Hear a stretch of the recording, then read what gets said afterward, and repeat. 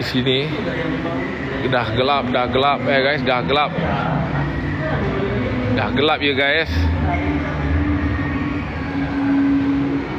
gelap ya guys. So rancang perjalanan anda ya guys. Sebab hari ni siaran langsung, jadi kita tak ada nak tunggu-tunggu ke, nak tunggu audien masuk ke apa ke, tak ada. Sebab pukul 9 kat TV mesti nak nak kena keluar siaran langsung kat TV.